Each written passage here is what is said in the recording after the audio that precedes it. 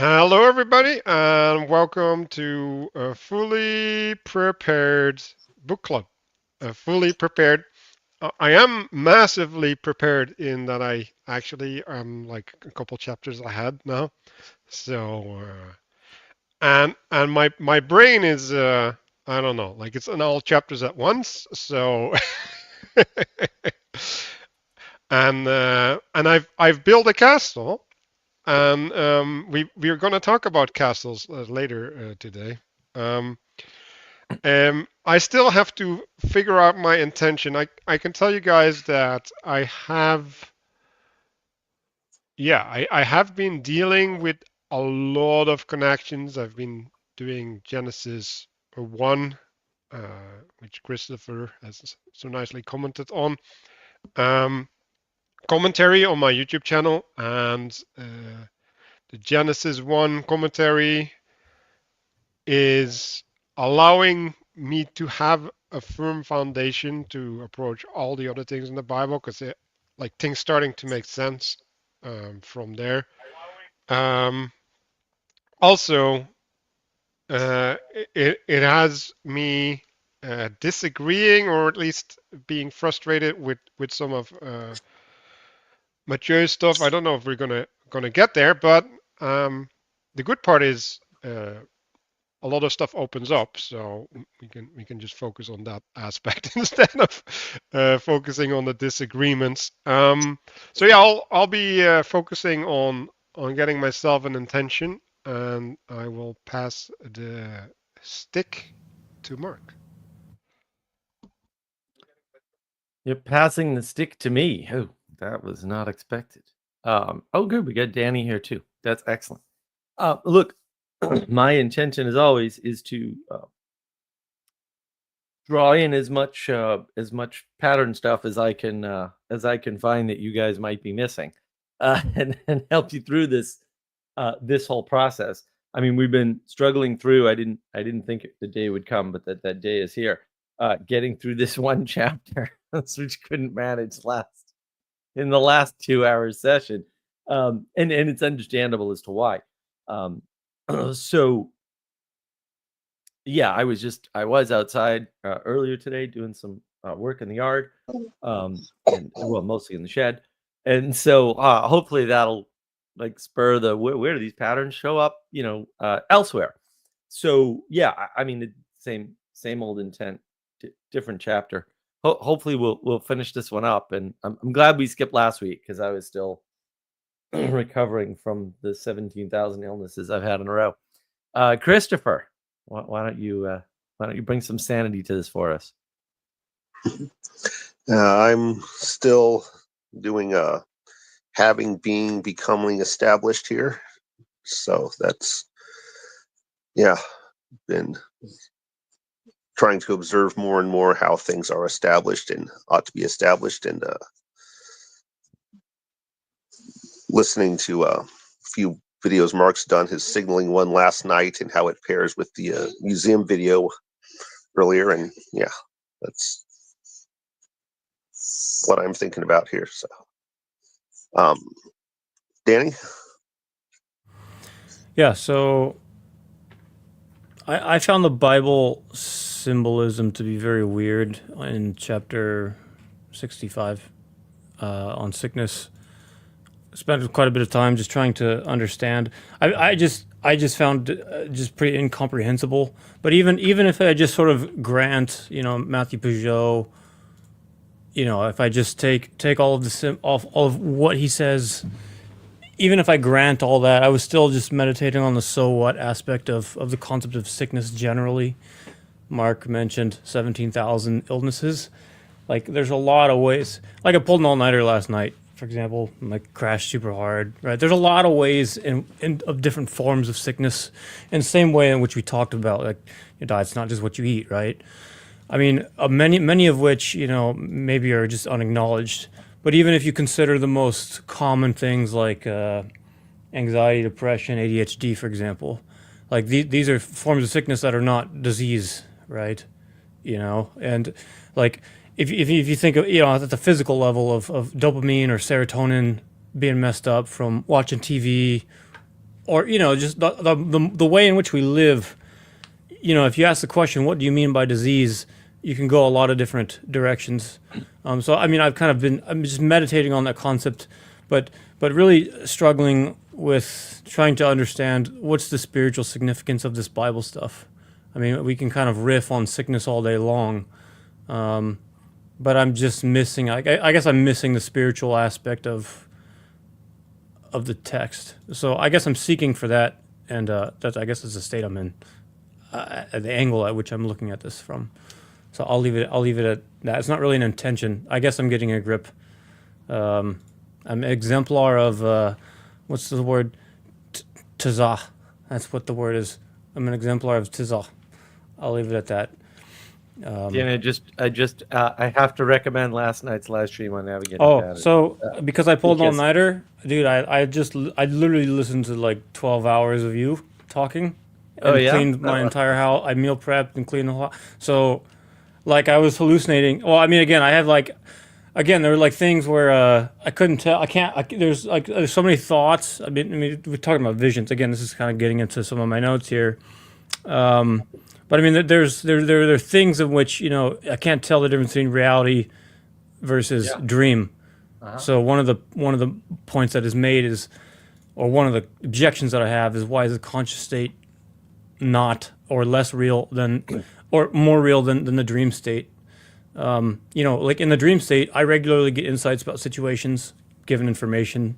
You could say you see things. You get a perspective shift in dreams. Like if you're working hard, like programming, you can get answers to problems. You can find insights on like relationships. Like when you work to the state of physical exhaustion, and then you have, and then you like go to sleep, there are things that happens in the cycle of renewal. Like, so I was thinking about the cycle of renewal process. Anyway, I'm sort of jumping ahead. Let me just ask one quickly. What aspect of the previous live streams? Signals matter. Signals? Yeah, it's the signals that affect everything, and what you surround yourself with, right? Because that's what matters. Yeah, I have long-winded response to that, but we'll just get going and we'll see what comes up. Yeah. Just mull it in your mind. What you got for us, Castle? So, I've been trying to get a grip on a few things. Ever since you lost your 17,000 illnesses, they came right over to me. So I blame you completely. And I am trying to get a grip on them and do the work that you did not, and try to remove them from the earth, taking responsibility here. But I've just been thinking a little bit more. I say been the last 20 minutes since I tried to start catching up, so I can pretend to be prepared. I did all these notes like a week ago, but I was thinking a little bit more about this thing about like gripping things, like gripping the staff, raising it up, something being in suspense, and also the value and the usefulness of that. Also being in suspense yourself, or something having a grip on you, say like an illness or something like that. Being able to get a grip on something because it has a grip on you. Like there is kind of a mutual embracing aspect that goes on there. I think the fact that I'm currently not feeling well might actually help me have better insights for the disease chapter. And I'm actually like, I find value in that, which is interesting. Like just kind of changing the perspective, the sort of like, it's not you that has me, but I have you type of thing. But thinking about that, also thinking about this aspect of when you're trying to, you take kind of like it's not specifically her, but the way that Sabine Hassenfelder kind of talks about like the low entropy reservoir thing, that especially if you're trying to if you're trying to behave as a low entropy reservoir for a larger space or something that's larger than you, which has high entropy, that you were essentially taking that on, and then you have to go and find a larger low entropy reservoir to then get cleaned up. It's a lot like bailing water or something like that. You have to fill the bucket in order to get rid of the water that's filling the boat. And so I've been kind of experiencing that, where as I've been getting involved in a lot of things, working on larger projects with big organizations or large buildings and these sorts of things, that I'm encountering hazards to myself. but it's very necessary. I mean, just the fact that there's a lot of things that are just not very well maintained. And so the fact that there aren't enough people getting a grip on the environment, something is getting a grip on it. And in order to get a grip on that, you have to now deal with all of these other things that moved in. So just kind of, I've just been kind of experiencing that. Also, this aspect of once you have taken on the high entropy, then there is a necessity for exile, so that you can then go out into the low entropy reservoir that's bigger than you, that is not also going to just refill back into the space that you were in before. So just kind of mulling all of this over the last, few minutes. And so that'll probably inform a lot of the stuff that I share here. Great. Nice. So I was struggling a little bit with my intention, and I settled on space as dominion, right? Which connects to Christopher's establishment, right? I use the word settle, right, which is also establishing. So we will get into the amazing picture of establishing space, which I had infinite associations with, because it's the pattern that keeps on giving. So I'm not sure the way I want to talk about it, and I feel like I want to have it as least of a monologue as possible, because I think the bouncing things off each other is actually more fleshing things out, and talking about fleshing things out, that's literally what we're going to talk about, like the fleshing things out of the space. So oh yeah, and also, like, I canceled last week and I ended up ending early, so I was like in time to do the live stream last week. But I sat alone on the Discord as a sad boy. That was unfortunate.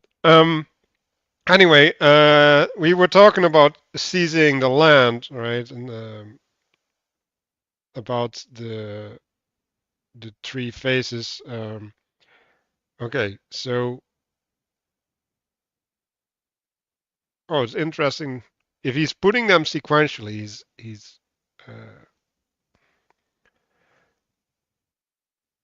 okay. Now I am confused about the way that he's framing things, because I would do it differently. I guess I want to give people some opportunity to bring up things from last week or 2 weeks back. I guess that's too long ago. So there's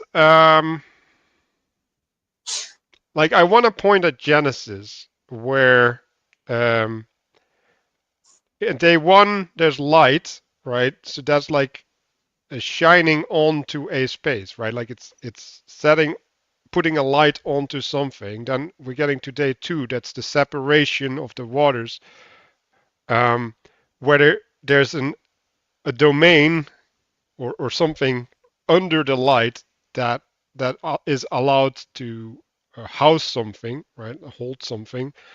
And thirdly, there's the waters retreating from the land, right? So then the land is actually capable of holding things, right? So I'm pointing at this because there's 3 steps, right? So there's one step is kind of like the assignment, right? The perspective, the lighting of something, right? The putting a light or attention on something. The secondly is the option space that gets created, and then thirdly the actuality, the manifestation within that option space that we get to play with, right? And so we're dealing with fractal repetitions of this pattern, and yeah, I'll just go to the big picture that just blew my mind, which is in the center of. Well, Manuel, before we do that, let's just quickly. I just had to do some quick research here. Let's just quickly. I mean, I think Christopher was giving a nice, when we left off 2 weeks ago, a nice summary of this diagram, the seizing the land, right? And so I didn't want to jump straight from, that part of Genesis into Exodus, right? So that fractal pattern that you pointed out is re-expressed, we'll say one layer up, which is probably the best we can do for how to think about it, in this seizing of the land, right?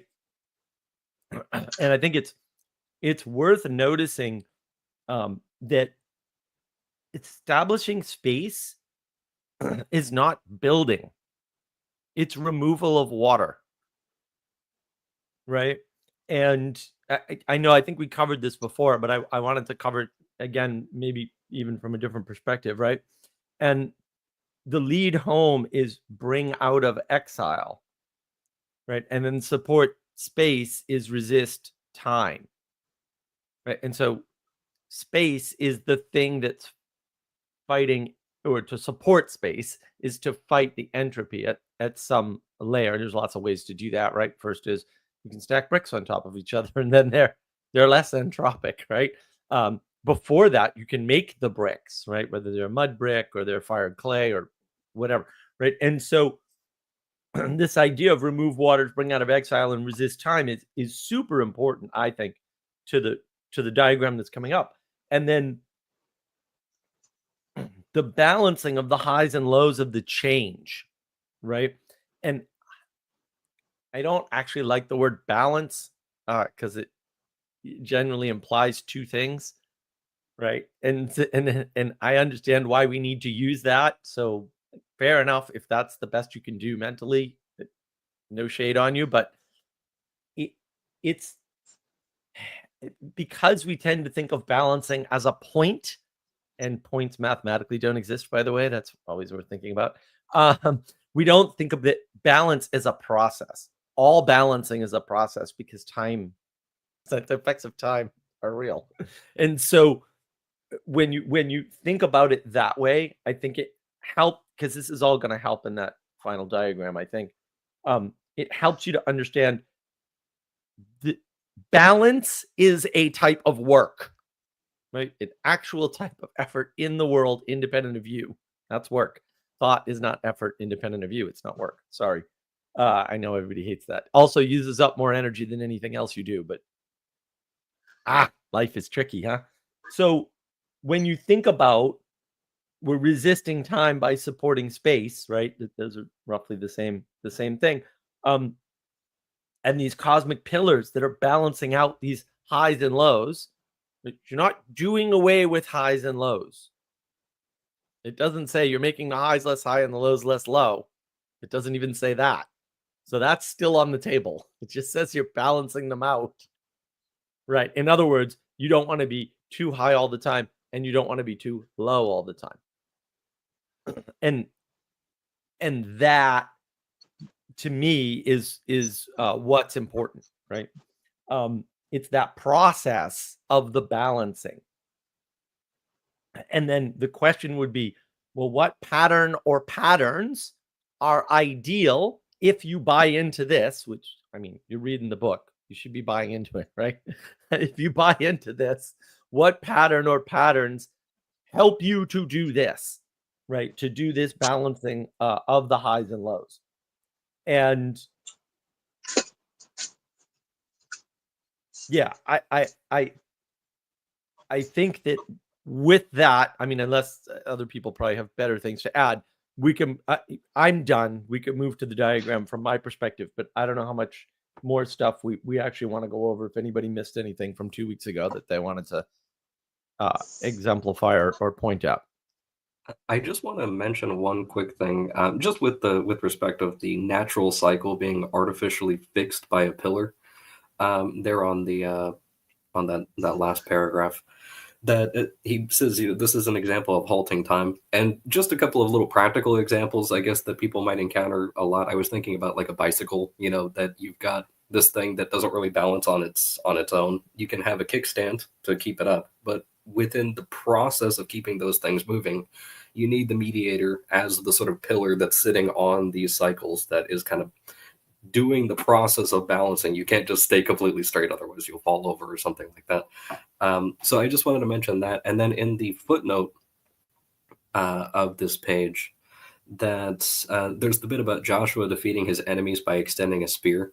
So there is this bit about like kind of extending the staff. So you have that during the Exodus, but you also have it at Moses oversees multiple battles, and he has to still raise the staff during those battles. And it actually, some of the battles go on for so long that he actually needs other people to hold his arm up for him. So he's there and he's got like multiple people leading him, where they set up like another thing so that he can keep his arm up.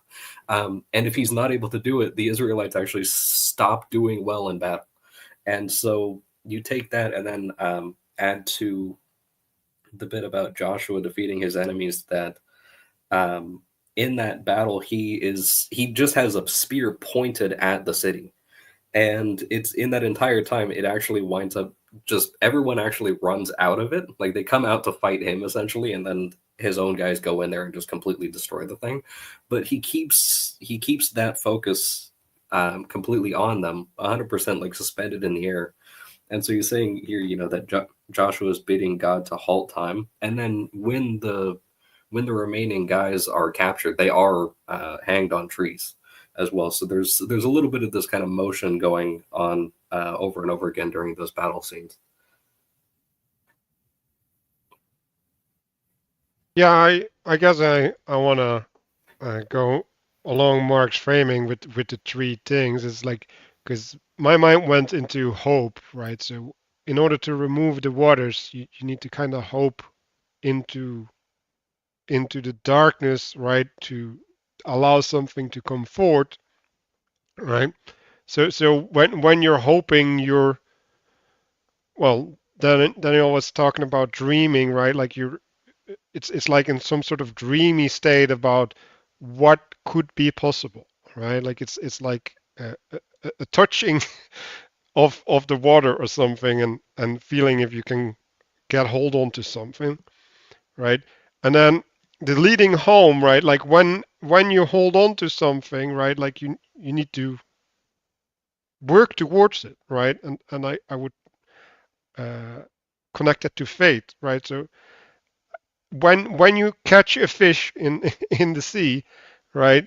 Now you gotta reel it in. Like you gotta make it come to you in a manner, right? So that you can consume it, right? Like it can become part of you.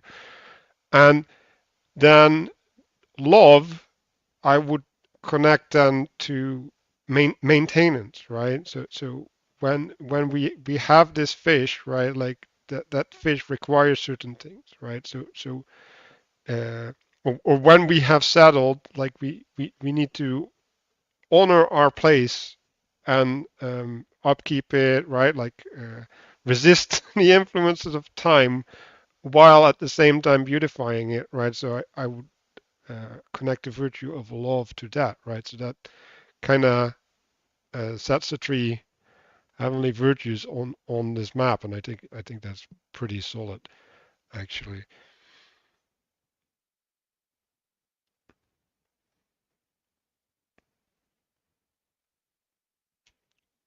Okay, then oh wait, I forgot. Here's the so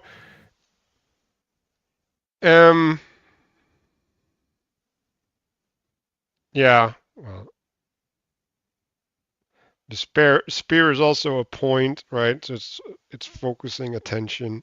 Um, that's important. And so I think we went over this the last time, where when you do something, right, in a, I don't know what the frame was that we were using. Oh yeah, it was Moses with the staff in front of the Pharaoh. That was what we were talking about, right? But that's like this Kairos moment, right? Like you're focusing everything on a point, right? And then beyond that, everything gets reestablished, right? Like a new order. Well, we can see it now with Trump, right? Like so like he's putting everything at once, and then like in some sense a chaos happens, right? Because things aren't settled. It's like you put like the mud in like a lake or something, right? You put it up, right, and like it goes all around, and then it settles at a new place, right? Like it forms a new floor that we can build upon, right? And before that, there's unclarity, right? Like in this uncertainty in the unclarity, and I think now I gotta talk about this establishment of space. So I saw a lot of things in this pattern, but maybe because it's articulated as a verb, right? It's an establishing. So it's also in a process, right? So it's under or from the center, right? From that which grants its identity, right? And we're using the white dot, so it's known, right? It's clear. Um, it then starts forming a area, right? And that area has an outside, um, a, a, a body and a center. That's the way that I'm reading it, right? And the center would be the head, right? Or like it would be the tree of knowledge of good and evil in the garden, right? There's and and then we have the influence of time, right? Which is basically gnawing away at the identity, right? So we were talking about the necessity of resisting time, right? So there's a way in which the time affects the space, right? And Daniel was talking about the next chapter and the disease, right? Or well, leprosy, which is a skin disease, right? And that's related to this, right? Like it's basically the gnawing of time or entropy on the external structure, right? Or the boundary of the structure that is maintaining the sanctity of the space that is held, right? So like a physical body, right? Like if you get a skin disease, then your mediation with the external world is broken. Um, so yeah, like I'll take a more responsive attitude, but I have a lot of things to say about this. Well, one way to look at this too is to say that the previous diagram was about the starting point, like how you start things off, and this diagram is more about the maintenance, right? So once you've seized the land, once you've established space by removing the waters, right? Once you've been led home by being brought out of exile, right? And once you've supported space, what it looks like is this, right? And then the way you maintain this. So notice this is actually sort of very significant. I think people probably miss it. The way you establish something is different from the way you maintain the thing once it's been established. And that may seem like a banal or basic point, but it's actually really important to understand because everyone gets confused about this, right? Like, and that pattern's pretty much everywhere, right? That if you're an entrepreneur and you found a company, when it gets to 50 or 100 people, odds are you shouldn't be there anymore because maintaining a large enough organization is probably not in your skill set.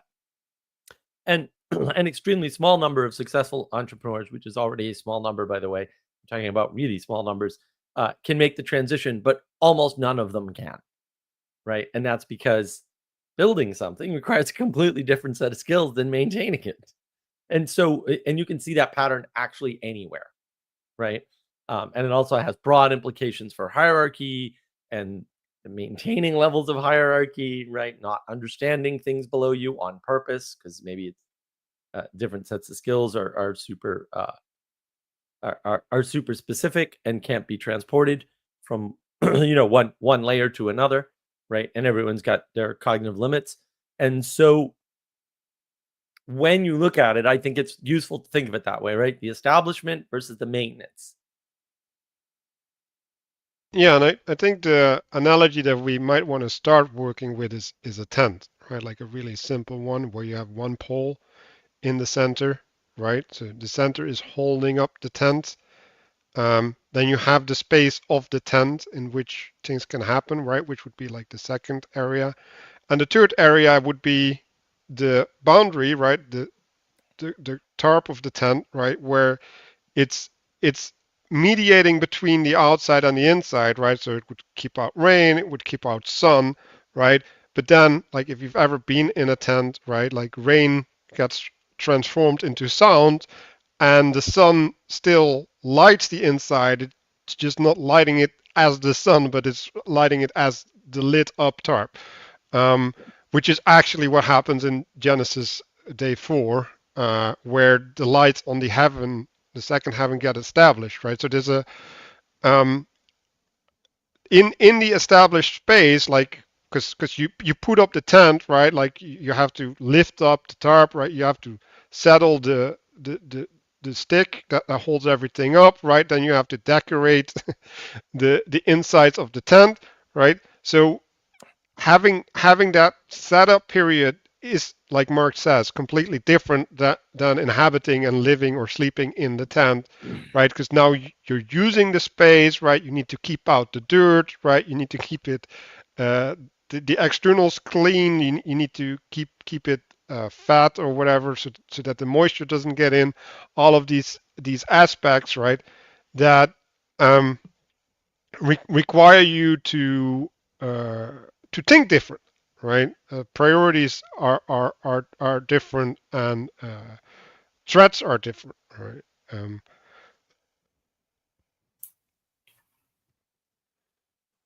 Yeah, I was looking at this. Oh, please go ahead. Oh, I was going to say one of the things that's happening, I think, in this is that you have the clear dot in the center. That's like the unifying principle, or the telos, like emanating down onto the space. Yep. And that's you were saying you were saying about removing water, and that's the way you remove water is like you have the sun emanate down on it, dry it out. You can have air blow across it, and that removes some, or you can like lower a pump into the water. This is all like there's a telos coming down to remove the water and establish the space here. And yeah, right. It comes from outside and hopefully above, right? And that's right. Yeah, there are other ways that to was remove the water, but they're not as good. So yeah, telos matters. No, I'm right. glad you caught. And that was the other thing is that if you are like establishing a space, the telos is also coming down on you. Yeah. Yes. So emanation is real. Yes.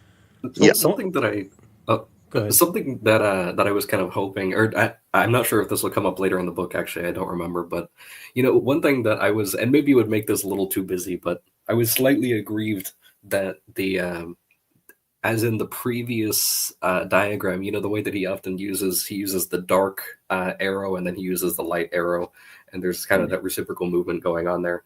Then you could do a lot more with this image if you had that kind of motion going on here. But I just wanted to point out with the fact that the 12 tribes, so he's also giving this as additionally an image of the way the tribes were stationed when they were out in the desert. He says that they were stationed around the pillar. And then he in the last paragraph, he says, by virtue of Moses receiving the image of God, his staff also became a miniature image of God's cosmic staff, the spatial pillar. So you have the entire camp is stationed around the image of God. So I was going and I was delving into sort of the etymology of image and everything. So image and imitation and those sorts of things come from like the word for aim. So if you're aiming at something, like you're looking to make a copy of it, and that's actually what it comes up as. And so when I was looking at copy, this is, you can have reproduction or what have you, but it comes from copia, as in like copious. So you have like an abundance. And that itself can be broken down to the power, wealth, or resources with, or to produce an abundance with, or something like that. So it's a lot like by receiving the image of God, or this is also kind of like an image of grace that he's received on the inside there, that he's got this sort of copy or condescension of that. And that's where I was kind of hoping. I was like, oh, you see the tiny little circle in there, but I'm seeing that echoed in the larger circle outside. And I was like, oh, there's also, if you flipped the directionality of those arrows, you'd have an image of condescension as well. And so there's a lot that could be done here, but I won't go too deep into that, because I suspect that we'll see something like this again later. Well, I want to go fairly deep into it, actually. So in some sense, right, Christopher already mentioned that the emanation at the start, right? So in the camp, you had the ark at the center, right? Or the temple, the tent that was housing the ark, right? So, and then you had the high priest there, who's like separate, like he's on the personal level in relation to the tribes, right? So there's a qualitative difference between the center, right? The purpose of why the whole of Israel's there, right? And then the body of Israel that is manifest around it. So I want to point out a bunch of things, right? So we're talking about he's saying the 12 tribes or staves, right? So if we look at the arrows, right, there's 12 points that they cross the squares, right, which would be corresponding with one of the tribes. And then there's a tribe that's at the center, right, to each cardinal direction, right, so to north, east, south, and west. And they have their own space, right? Because they're called a stave, right? So they establish their own space as a part of this bigger space, right? So that's important to see, right? And so then you can see that they all fulfill a role, right? So the outer boundary, right, has one role type, right, which is mediation between the inside and the outside. The middle one has a role that is with related to manifestation, right? Like it's the workings of the camp, right? And the center one has to do with the maintenance of the temple, right, or the tent, whatever they call it. And so all of these three, well, if you look at the arrows, right, there's means by which things travel to the center and back out into the world, right? So they get translated, they get transformed. Just imagine that a messenger starts at the center, right, and needs to go to the outside, or the other way around, right? When something of the outside, right, like news, for example, comes in, right, like it needs to go through these mediations, these translations, right? And so every pillar has a role, right? So if we want to use this as sort of a map of reality, right? Like we have to start understanding, okay, like what are the relationships of the skin, right? Like what are the relationships of the body? What are the relationships of the head? how does the head relate to the body? How does the body relate to the skin? How does the head relate to the skin, right?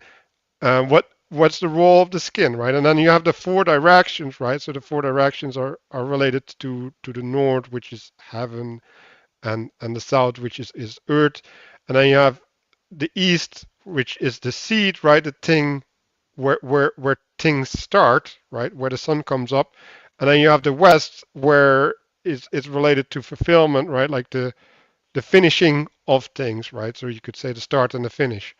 Um, and the role of the skin has a specific quality to each of those domains, right? And like I don't have it fully clear in my head because it's a lot, but this is something I'm planning to do some work on, because I think if we start organizing organizations in this manner, right, where we have people specialize on these posts, literally, right, and then like I think things would be more streamlined.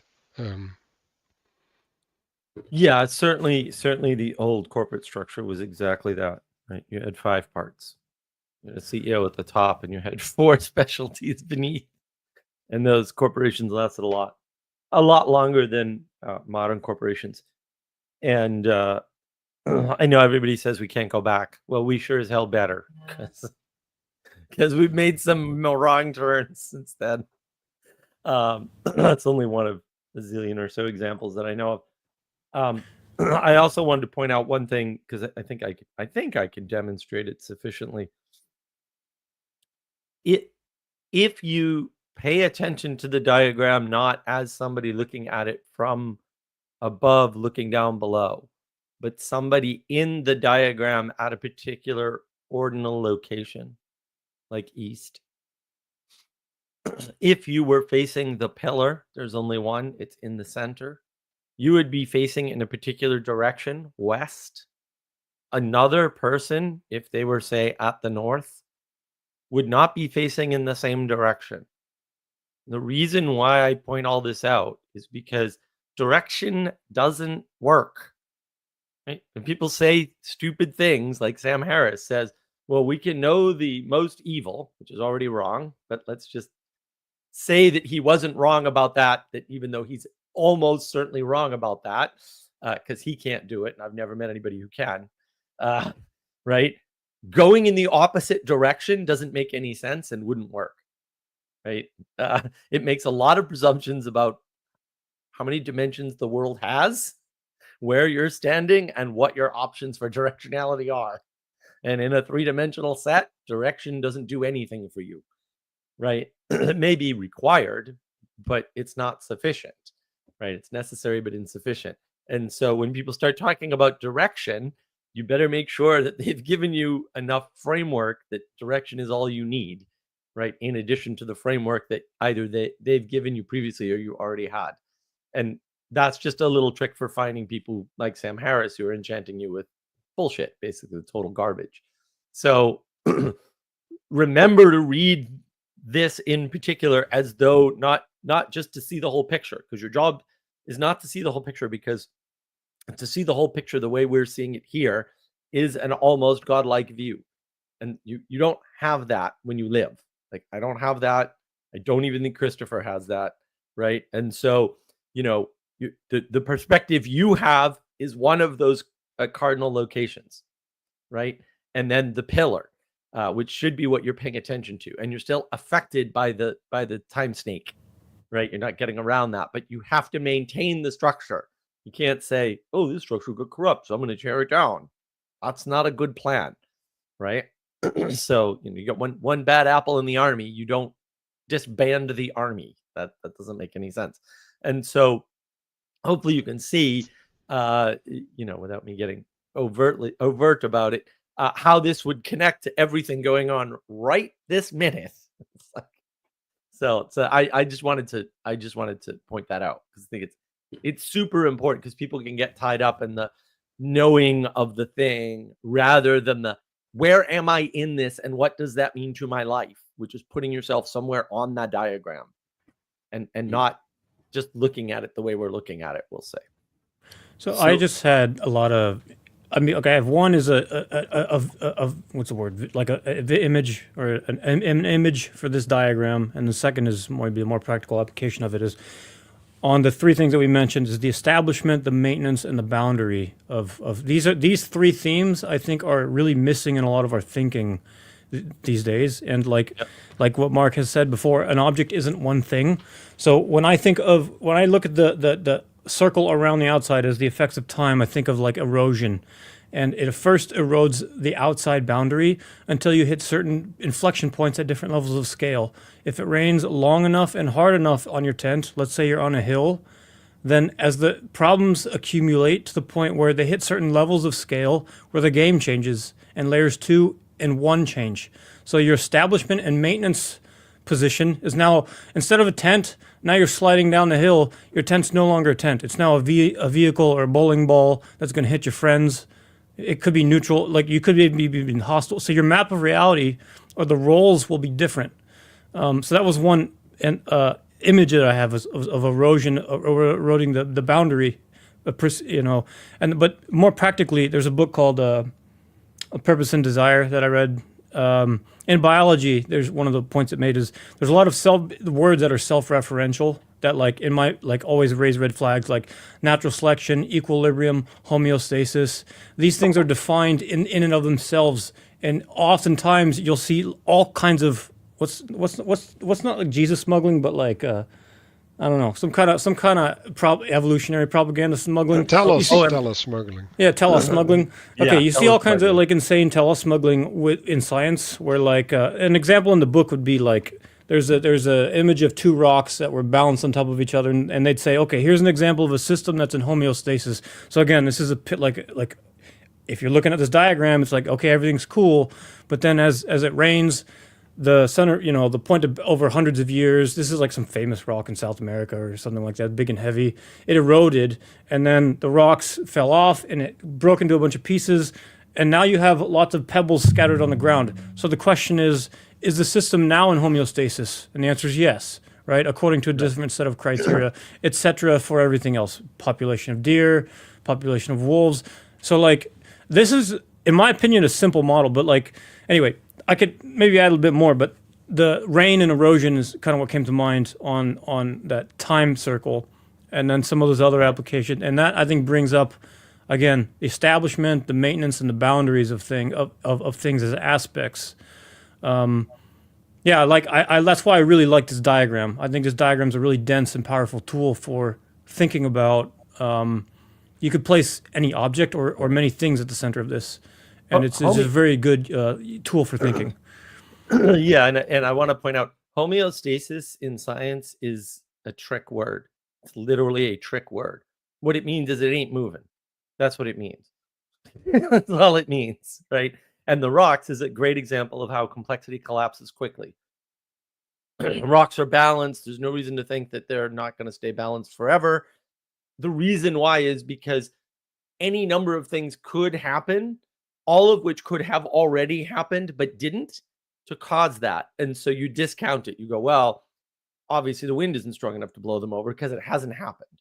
And that's a fair way to think, by the way. Like, yes, also true, right? And so, the rain could have eroded it, but it hasn't happened, right? And so we can't mentally pin down potential in the future, right? The past is extremely certain, right? And the future is extremely uncertain. We have a big problem with this.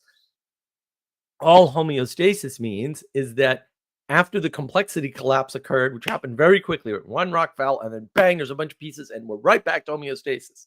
So in other words, for non-agentic things, objects, homeostasis is the normal state, right? Things are not moving. True, right? And then the whatever's acting upon them, whatever force is acting upon them is acting upon them, right? And then there's any number of agents you can ascribe to that, but basically there's really only two. We'll call them the non-material agents, and then people and animals, the material agents. And then there's no agent called capitalism, for example. Like, that's not an agent. There's no agent called government, right? There are people that act in accordance with the government to give the government agency. That's a very different thing, though. And understanding those concepts, because you're right, Danny, yeah, we're really missing that. Science often doubles up on telos, right? Like science starts from a telos, then they pretend like they've broken free, a la Immanuel Kant, who you shouldn't read because he says dumb things that are obviously stupid and proceeds from stupidity into worse stupidity. That's modern philosophy in a nutshell, everything past Aristotle, by the way. And so what you get is it's trying to break free and go, well, really, let us assign another telos, and we'll use our own system to assign a telos, and that's all self-reference. By definition, it has to be. And self-reference is bad.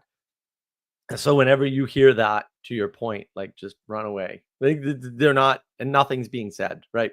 You can't make a statement like, well, what we need to do is get to the really real. Okay, that doesn't make any sense. I didn't say anything, and you cannot make sense of that. Or actually, to be fair, you will try to make sense of that and come up with a nonsense that you think is reasonable because I didn't make any sense. It's a type of enchantment that you participate in actively, most people.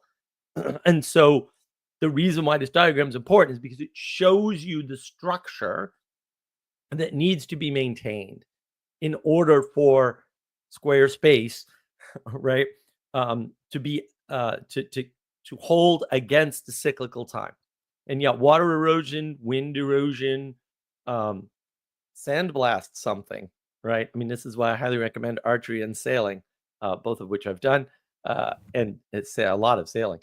You really learn a lot about these things through those processes and through that kind of engagement, right? Just understanding, like, any boat you have to bail the damn boat. Right? I mean, there are holes surrounded by water into which you throw money, and it just turns out that water's going to get into them no matter what you do.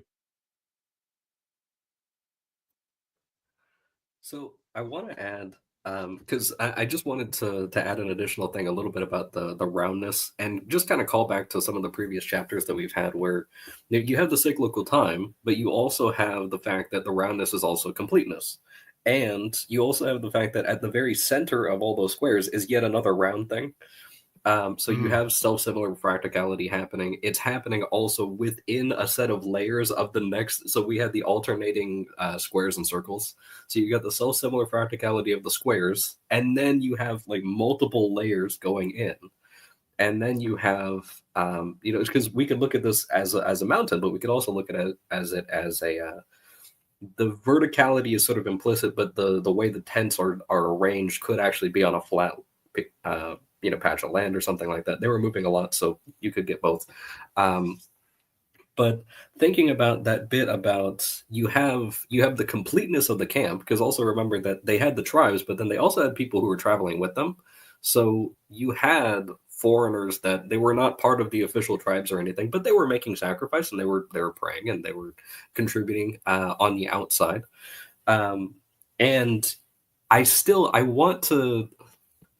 I'm just going to insist for the purpose of what I'm saying, because we're not going to see this image again until a different orientation at like chapter 74. And so, which it is more or less the same image, but it's a different angle.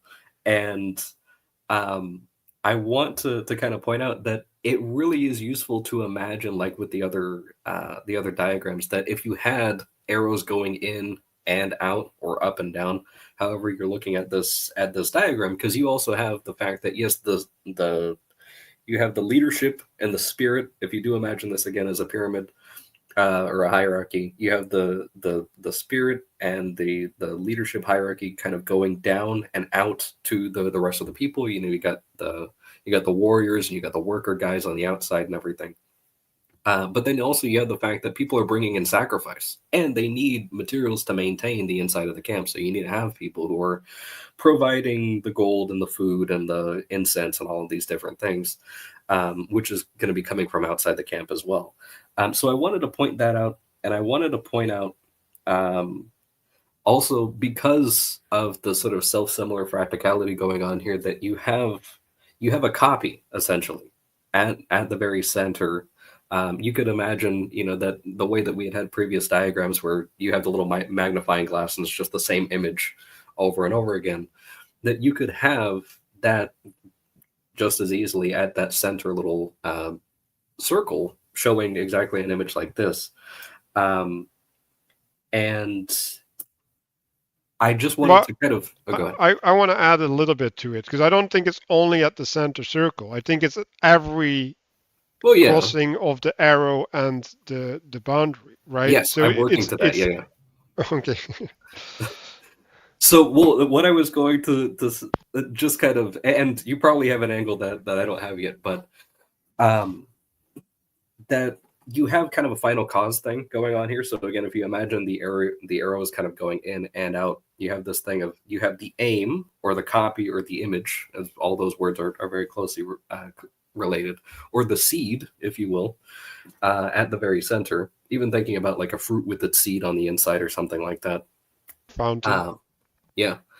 And so you have that image going on there. You have the sort of final cause of, you have the image of God at the center of the camp, or the copy of God, or whatever you would do depending on the different etymological roots. And then you have the completeness, and that's the camp. And then you can keep on kind of doing that out to the cosmic scale if you wanted to.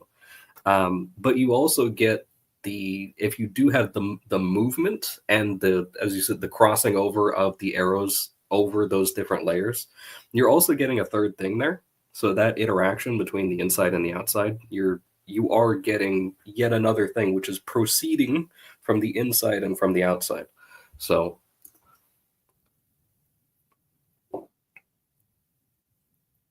yeah, and like I wanted to connect that with the erosion idea that Daniel was talking about, right? So all of these nodes, right, they have their own integrity, right? And like if they lose their purpose, right, they sin, right, or they get diseased, like we'll see in the next chapter. They become an instigator of time, right? Like the cyclical time for the next layer, right? So you can see time as something that's chronologically like chronos, right? It's just like a clock, moment by moment by moment, or you can see time as event driven, right? So what happens is, like, why is something in stasis? Because it's uneventful, right? There's no events happening, right? And so how would you describe the rock that's not falling over? Well, you would describe it as its initial position and then as its fallen over position, and you wouldn't care about all the chronological data in which no mutations happen, right? So it's natural to focus on the mutations, right? And so if we're talking about mutations, we're basically saying that there's like a point at which action occurs, right? And like what the source of the point is not really important, like, but you can envision it as a messenger, right, arriving at the camp, right, or an angel announcing something to the structure, right, and then a response needs to be made, right, and that response can happen while remaining true to the space that you've established, right, or that response can be in sin, right, and so when you're in sin, now you are you are endangering the space, right? You're endangering the stability of the space, and those can result into disease, right? They can result into destruction, right? Like I think this is where the thief came to steal, to kill, and to destroy, right? So there's a way in which the border isn't maintained, right, which would be stealing, and then the killing would be where life isn't sustained, and destroying is that the whole identity is no longer available, right? So yeah, I think it's important to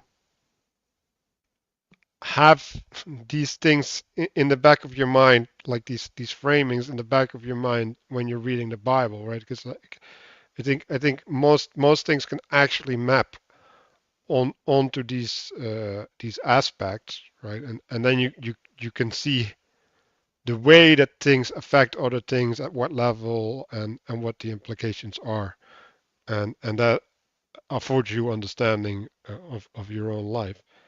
Um, does anybody want to hop in here?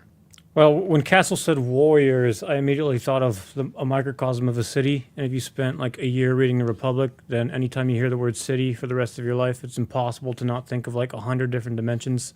So when looking at this image, you could go on and on about how warriors need to be supported. There's business class, there's many different classes, and the circle around the city, as again, not to get too much into the Republic, but in Book 8, from generation to generation, the Zeitgeist exerts different forces on the city, right? So, like 1970s America, when 1% of everyone's fat, is not 2025 America, right? We're in a different place. And so, when thinking about, again, you could scale this up to the cosmic level, but ultimately, like, God is, when you think at the cosmic level of God as being the source of justice, the complexity of zooming back into like the present moment, like I don't know how to put it into words. That would be it's just too much to unpack. But it's good to know, or it's at least it's helpful to be aware of. What am I trying to say? That's going to be useful. Time and place. I lost my train of thought. I was going to try to terminate because I was thinking about a whole bunch of different directions. Anyway, when Castle said warriors, I thought of a microcosm of the city, and yeah, I don't. Anyway, I don't really know where to go. I don't really know what the point I was going to make with that. I'll just leave that as an observation. Well, this actually leads into a pin post I put on my Twitter, where I'm talking about how cities are no longer properly cities, right? Because like their boundaries, well, and everything, right? Like we're not having proper boundaries, right? So the first level of mediation with the outside, with the entropy, is basically removed, right? So we're literally naked, right? Like we're with our flesh exposed, and the way like Daniel was talking about, right? Like the way things appear to flesh, right? So for example, if there's cold and I have skin, like cold is one thing, but like if the skin is removed and it's cold, it's just flat out pain, right? Like it's immediately going into my nerves, right? So the ability to appropriately react, well, proportional is also there, right? But to appropriately react is removed because I have direct exposure, right? Like the direct exposure, and then you get into a whole different worldview, I guess, right? And like this might be actually interesting to discuss at some point. I don't know about now, but this idea that if you have immediate exposure to everything without interpreting it, I guess, right, or transforming the signal into something that's usable by a buffer, then the way that the world appears to you is going to be completely different, right? And so the needs that you have, right, like the things that you want government to do for you, for example, are going to be completely different than if you do have that skin that is mediating for you, right? And so like because in some sense, like the government is going to have to be that skin for you if you don't have it yourself, and you get really strange dynamics at that point. So I'll add a bunch of things that we can put into here, right? So we already talked about the garden. We can talk about pyramids, cities, castles, um, like houses, churches, right? Like all of these things you can put into this framing. Like I think well, Peugeot is talking about leaving things at the sides, right? So like you can see gargoyles on the edges, right? Like that are getting rid of the overflow, right? Like you can start seeing that in the future chapters we're going to flesh out. I think especially the external boundary uh, of this structure, right? And how it has mediative qualities, and that there's things that can go wrong, right? And then means by which we get to restoration of these things. Um, and I think most importantly, what you can see as well in this picture is the cross, right? So we have the human body fixed on this cross pattern, right? And uh, yeah, so I think everything goes back to this, right? And it's like, well, how do we look at it? How do we understand it, right? And like Mark said, right, like what is our place from which we're looking, right? And we're going to change our place, right? Like that's also important. Like we're not always looking from the same position.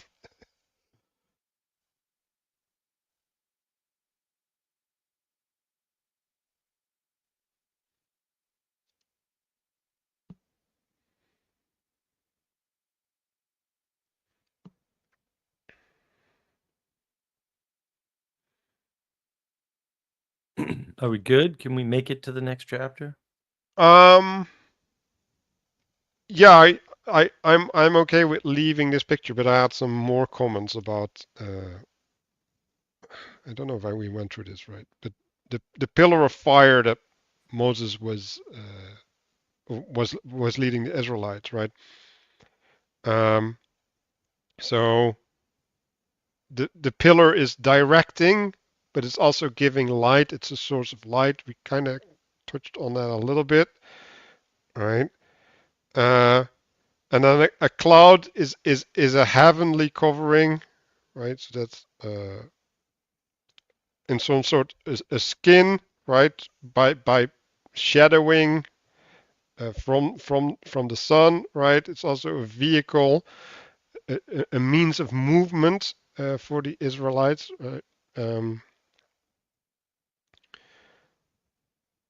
Yeah, and I think this is something I need to think about more, right? But like one of the things that the pillar is doing, right, is it's staying true to heaven while in movement, right? And so we were talking about the picture of grace, right? Um, and the mediation between the pillar of fire and the cloud, right?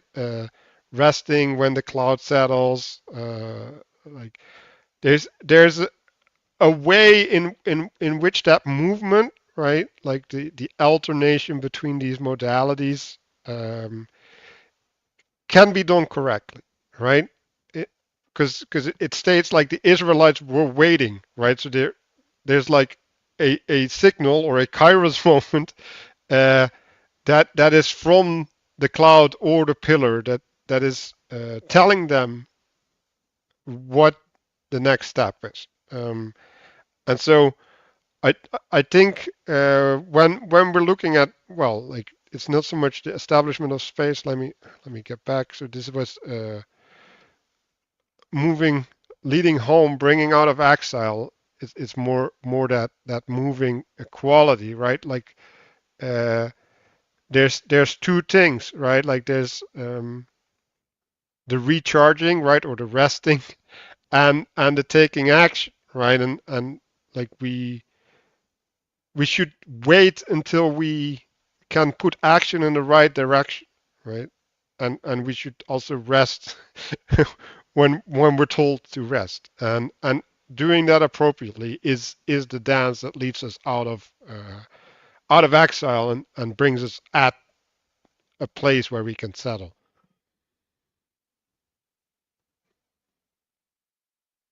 And thereby remaining true to heaven.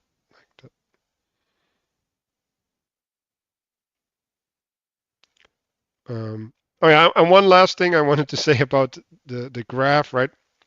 So it's connecting the number 3 and 4. And I think this is really important, right? It's because if we're looking at Gödel's incompleteness theorem, right, we're stating that 3 is you can describe everything, but you can't be accurate, and 4 is you can be accurate, but you can't describe everything. I think maybe I'm messing it up, but that's the idea, right? So if you have something that can hold 3 and 4 together, that means that you have the mediative quality, right, or the potential for grace, I guess, to manifest. Right. Yeah, and I'll just tie that in mathematically, and everybody will scream, but actually completely true, verified with people who actually know math, not me. The circle resolves Gödel's completeness theorem. It is also not mathematical. Technically, Martin Gardner actually did this work, I think. I think it was him. A circle doesn't exist because a circle is an infinite number of points, and points don't actually exist in mathematics. And so, effectively, a perfect circle, and I was listening to a perfect circle earlier today. This is a weird coincidence on music. Is not expressible correctly using mathematics, but it does, to your point, resolve the 3 and 4 problem, right? And the way that you would know a perfect circle is from a telos smaller perfect circle in the middle, right? And so the outside circle is only a manifestation as the result of the inside circle being exactly where it is. And so that's why when your aim isn't true and you're too close to the border of the outside circle, you know you're not aiming correctly, right? You're oriented incorrectly, because your orientation should bring you closer to the center, not closer to the borders, right? It doesn't mean some people aren't going to be at the borders or be on the other side of the borders, as we are about to see. But yeah, it's a good point about Gödel's incompleteness theorem. I don't know why the mathematicians are all upset when the answers were already there for them had they but looked. Yeah, so I want to point to Arjun's comment where he's talking about horizontal expansion versus vertical translation or expansion, and I think the verticality is the erecting of the space, right, and the horizontality is the population or the fleshing out, the filling up. The staff versus the organization around the staff, right? Because that's the 12 tribes there, according to the note. Yep. That's a full staff. Okay. Well, now we're going to please Mark, and we will enter more Moses. One thing I just wanted to say quickly, since you mentioned gargoyles and we're talking about boundaries of things, the marginal is evidence that your system can't account for something. Like if you scroll up on the previous page, there's that squiggly line with the black question marks, right? And if you're willing to admit you don't know things is not a problem, but if being confident in logic is important to you, then you can't admit the logic itself is procedural, right? Which is a big problem. So if you're worried about logical error, which is an excess of tyranny, too much control, trying to account for too much, you have to deny the black question marks because they represent an inconvenient truth. And the damage that gets done is that faith gets defined as something that you know, right? And that sets you off on the wrong path spiritually and is a great tragedy. So when you said gargoyle, the thing I was thinking about was how do you establish the fact that marginality exists? This is a challenge that I have, right? Like to somebody who sees it, it's abundantly obvious and it's so obvious, right? But you know, to somebody who's has certain maybe the wrong dogma or a little too attached to, I don't know. I mean, it's something that I encounter. Well, So well, like Mark showed the wrong picture there. He should have shown the Telos elephant, the open-ended Telos elephant, not the gargoyle, because there we go. Because because the open-ended, well, the closed Telos elephant, well, that's what you're talking about, right? And at the closed Telos, you can sit inside of your tent, right? And you don't have to look outside, right? And as long as the tent doesn't collapse, you're safe, right? mm, But with the open-ended Telos elephant, you you do have things that don't adhere to the Telos, right? Even though they're tangentially related. And that's the only door that you can give people, right? But they have to accept the Telos first, right? Like you have to have them adopt your, well, what is it? Your principality, right? Like the, the thing that rules, right? Of what you're talking about, if they don't accept the authority of what rules and thereby the judgment that comes from that, there's not going to be a way that they're going to see things on the edge, because the edge isn't real, right? Like it just doesn't exist. I want to quickly highlight this. Marginalia isn't effective defining yourself. The creation of unnecessary marginalia is an effect of defining yourself. One way to think about it is, if you don't accept the definition that you already have as the result of being born, oh, I don't know, maybe, I don't know, let's pick something random that no one's ever heard of because it's silly. Let's suppose you were born male and you tried to insist you were female. That might unravel all of society. And it could, right? And I'm just speaking hypothetically here, or not at all. So yeah, I mean, Can we just stay in marginalia, reality, Mark? Like, why are yeah, you at the marginalia? yeah. But marginalia, as stated much earlier, in earlier chapters, you have to have that. You build that into the system.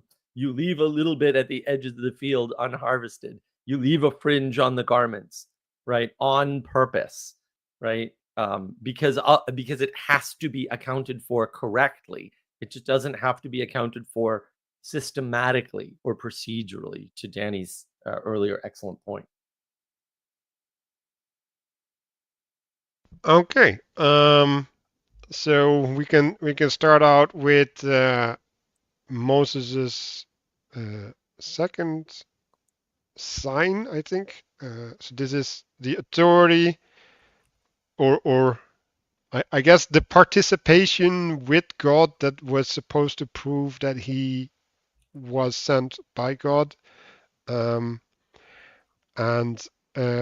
Moses took his hand out of his chest, right? So we're talking about the place that holds his heart, right? Like it's the place that Eve got made from, right? Like there's a lot of connections there, and in some sense, right? Like taking your hand from there is analogous as taking Eve from your side, because Eve was the helper, right? And like, so what's your hand? Well, like the hand is that which helps you manifest yourself. Um, so I think I see a whole analogy there, right? Also, your heart is the your center, right? Like at least the center of your manifestation, right? Your life. So when something comes from your heart, it also shows whether you're true or not, right? So when your hand appears leprous from your heart, right, that means that the way that you manifest yourself is not with integrity, right? Like it's disintegrated, and so I I think that's important setup to look at this chapter, and then also we have to realize that before this miracle, Moses grabbed the staff by the tail, right?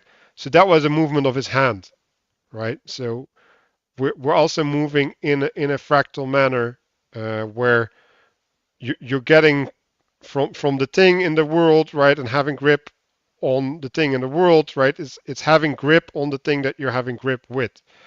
So it's the same movement, one fractal layer up, towards humanity. Yeah, one is a transition of an external item based on your action, and the other one is a transition of your body based on an action, both with the hand. And it also shows mastery over things outside. So not just physical material outside, but the manifestation of a disease, because that's non-material effectively, right? I mean, biologists will tell you they can break it down to material, but that's actually technically incorrect. Proof too long for this book club. But you can look into it. If you look long enough, you'll find it. And so this is more an ethereal show of control over the world, basically, right? Via God. And that, I think, is the important part. And this idea of leprosy, or at least their version of it, because leprosy refers to a bunch of things, as it turns out. There are, and it's modified over time because evolution is roughly speaking true. So the species has changed and evolved, but it also referred to like 3 or 4 different actual diseases from our recent conception, we'll say. They just lumped them all into leprosy because that was the correct answer, and we've got it all wrong. Different problem. So yeah, I mean, I think that's important setup for the diagrams. Yeah, and I want to state that what is leprosy, right? Like leprosy is your nurse no longer participating with you. So it's a rebellion of that which mediates you with the external world, right? So I think if we look at it technically, it's actually a really accurate description, even biologically, for the dysfunction of the skin, right? And then because the skin is not necessarily in rebellion to you, but it's no longer partaking. uh, it it in some sense becomes autonomous, right? Or without aim or something, right? It becomes disconnected, right? And then it can no longer partake or adhere to the body, right? And so it's a loss of authority over your body. So talking about authority, Yeah, when on the I was going to say on the diagram here, when they get to that, disease is basically like a loss of stability in the structure. So right, yeah, yeah. So we're going to talk about disease, right? And then leprosy is a specific type of disease that's constrained to right. the skin, right? Mm-hmm. So the thing that I wanted to point out is we start off with an instruction by God, right? And I think it's maybe important to stand still what that actually means, because like it's not often clear, right? It's like, now bring your hand to your chest, right? It's like, well, what does that mean, right? It was like,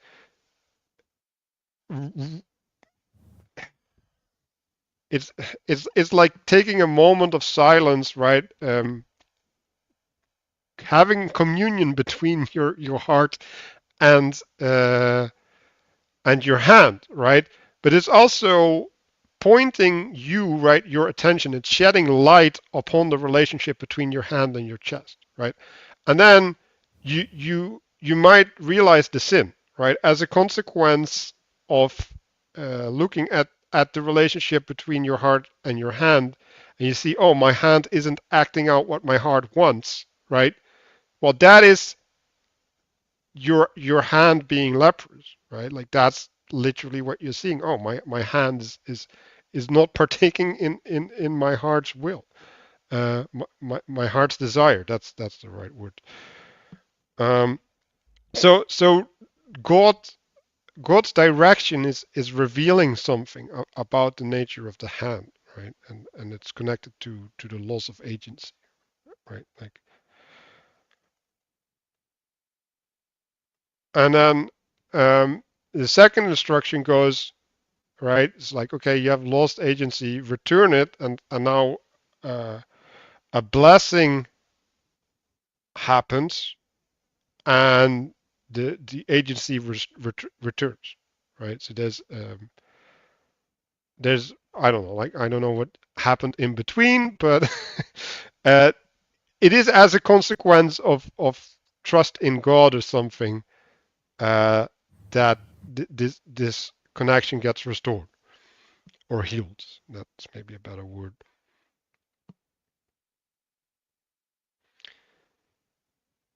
And I wanted to point out at the word snow, right? So snow is multiplicity, right? It's like sand, like dust, right? Uh, so it's water in the form of multiplicity.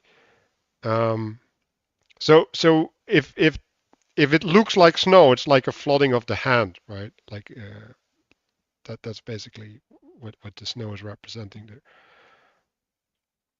I wanted to just add as well with the imagery of the leprosy too. When you look, the word also means to peel, but also to be delicate or soft, but also to be scaled or flaky. So there is, just to kind of tie in that you're also getting a little bit of like snake imagery, just a bit, some of the qualities of the exterior of the snake. With this, it doesn't literally have to be that, oh, now you have a reptilian hand, but there are some similarities between the two types of imagery.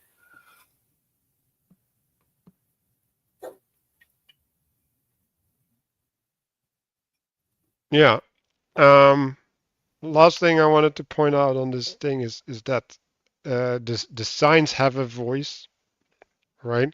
So they speak for themselves, right? So in some manner, like this thing that has been granted to Moses has its own voice, its own way of speaking, its own way of communicating, and thereby is not reliant on Moses.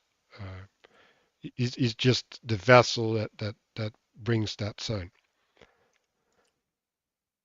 One other thing to just add to that, I don't need the diagram, is that you have the voice aspect. So that's also, it's if they don't hear the call of the first sign, but there's an element of there's a call from the voice, but then there's a necessity of following that voice. And I just wanted to kind of say that there's a connection between sign or signal and to follow.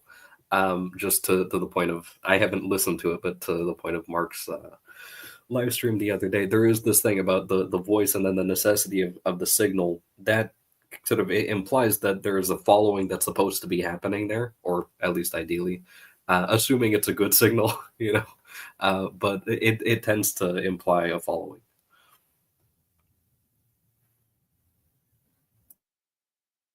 Yeah, and I think the biblical word that would be used there is wonder, signs and wonders. So the wonder follows the sign, which would be a signal that is previously unknown. Right? That's basically what the sign is pointing to.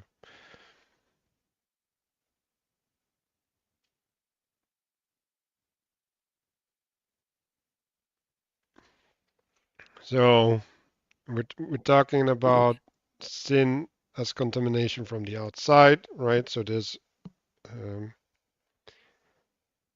means by which the external through the skin enters, right? Well, Manuel, I want to back up real quick to that top line, because this is the most important thing if you take nothing else away from this book. Biblical cosmology is much wider, important word, than the scientific definition because it is based on meaning rather than mechanism. Right. And that should tell you, if you think about it long enough, like not right away, but if you think about it long enough, that should tell you everything you need to know about why for causes is important and why you need to make final cause great again. That goes back to telos and aim from the we'll call it the key diagram from earlier, right? And then all of that is important because what this is showing is that there are different stages and forms of dis-ease, right? When you're at ease, you're in the previous diagram. That is ease. Establishing space is ease, right? When you are dis-eased, there's a breakdown somewhere. And these are the stages of it. So I think it's really important to understand that. In other words, there is a signal before you get tired that if you ignore will make you worse off, right? And so there's all sorts of ways that we ignore, we'll say the middle stage, right, before we hit the wall. And there's no reason to hit the wall if you're just kind of paying attention to your body, right? And it's not foolproof, but it's way better than nothing, right? Which is what most people do, or actively ignoring the signal that you're tired. And so it's important to realize that this is how it works. You have time to say, take 2 points damage instead of 10, right? Or however you want to frame it in your head. And that's the process of dis-ease. And like modern medicine recognizes this. Oh, we caught your cancer at stage 1. We can treat it. Oh, we caught it at stage 3. We can't. This is the same thing, right? It just took them a lot longer to get there because science is stupid and slow. So I just wanted to highlight all that before we sort of dove into the rest of this, but please continue. Well, yeah, a different way to phrase that is fitting a purpose, right? So there's ways where you're fulfilling your purpose, and then you get frustrated, and in the frustration you become less and less capable to adhere to your purpose, right? So that's the same process, right? But in the spirit, less so in the body. I think that's a really good point of kind of staying constant to your principle, even despite exile or whatever sort of stuff. I mean, you think about these things with the Israelites wind up getting captured and they end up in Babylon, and they're actually explicitly told not to rebel. They're actually told to just sit there and take it for a while, and eventually things will turn out. And that there is that sort of constancy required of them to not try to. There's a certain suffering involved where it's just like there is a struggle within yourself, like a spiritual struggle, but a lot of times there's a certain value in it just being a spiritual struggle, and at least allowing the rest of the things to kind of get resolved. Because if you're just trying to if you're on the roof of your house and there's flooding or something like that, you're not just going to go out into the water and start resolving the water. A lot of times you just have to kind of sit there and take it for a while and wait for things to resolve. And but there is this bit about sometimes you look at this diagram and you see that the disease has kind of taken hold on this image. If you imagine this as a person or something like that, and that the things have been lost. So we have the example of leprosy, but this person who has lost a significant portion of themselves on the left side of the diagram is at least, I mean, we can't, I can't speak to their state of mind, but if they remain in that state, then at least they have their connection to that principle. They're not completely underwater at this point. And you can also have, I mean, sometimes it's not entirely necessary. So I heard a couple of stories recently. There was one, there was a kid that experienced a miracle within like the last couple decades or something like that. He was born without an optical nerve.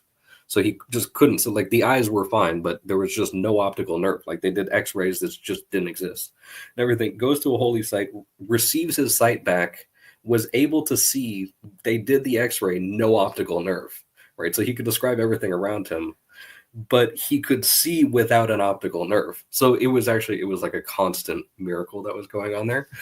So you have that sort of, you've got the rectification without actually being materially rectified. So he was technically still blind, but he was able to see 20/20. And then, there was another guy that it was around the time that they had actually cured leprosy, like the Hansen's disease. To say within the last 100 years, there was a guy who he was leprous for a long time, and he lost a bunch of body parts. I mean, he lost an eye, he lost, a significant portion of his limbs and everything like that. Was not doing well, and he was convalescing. But they were able to cure or at least stop the spread of the leprosy within his body. But he was left in that state. So he was the left side of this diagram. The water had receded, but he was just stuck in this state of having lost all of that additional material of himself.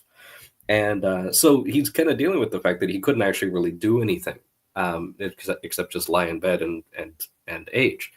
And he could speak as well, but he was mostly blind at that point. And there was a thing where I think it was like a nun brought a statue of the Virgin Mary to him, and he could barely see, so he got really close. And in that state, like, he was the left side of the diagram.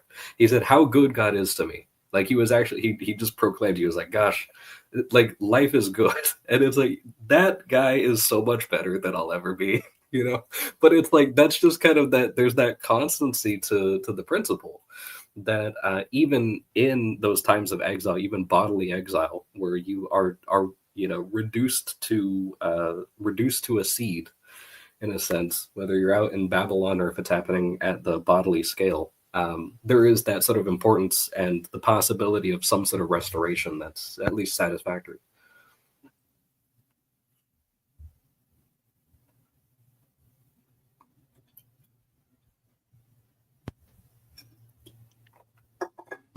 Yeah. So I was going through this idea of that the contamination comes from the outside, right? And I think the adherence to the principle is that which brings healing.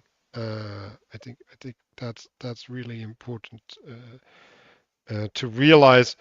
And talking about adherence to the principle, like I was reading or listening to Moses earlier today, or Exodus, I guess, and he gets adopted by the queen, right? So he gets inserted at the principal, right? The royalty of Egypt, and from there he moves, right? So he gains some authority, and it's the same king goes for King David, and when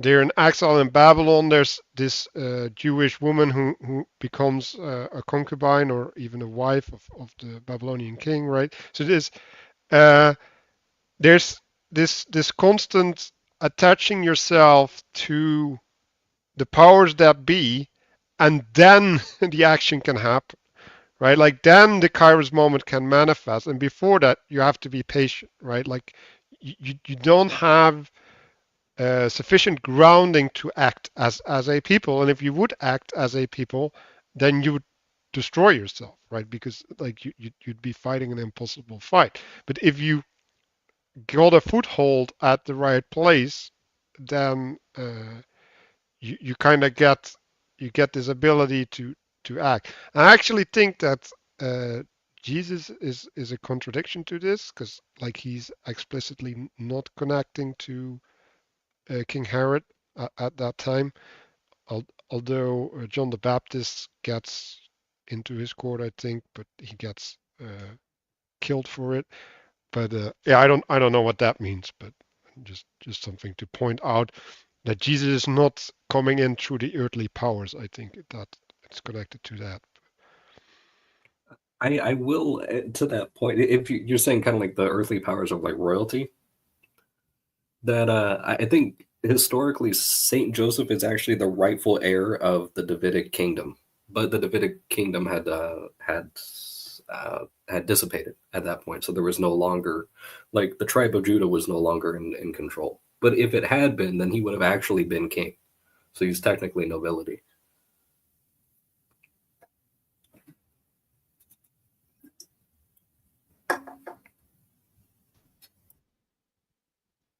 Okay.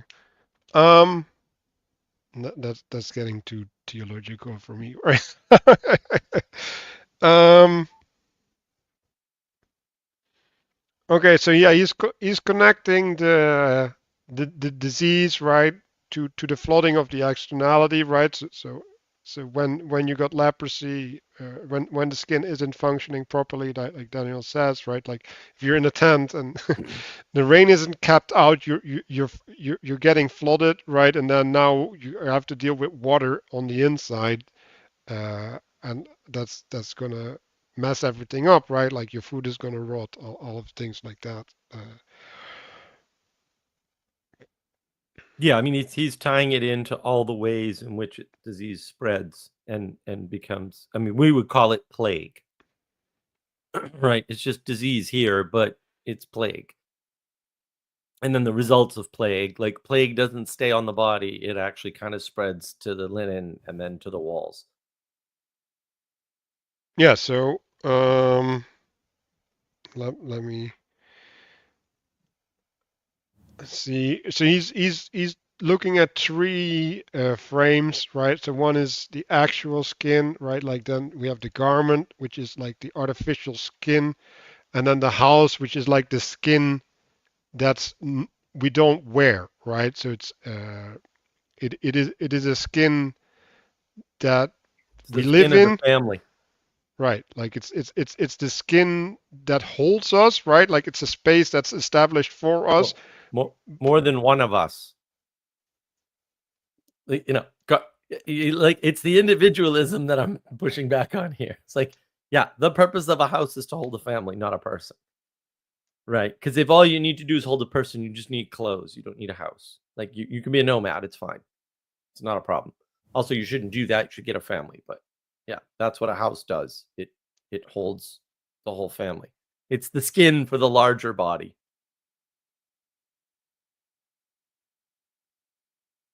Yeah.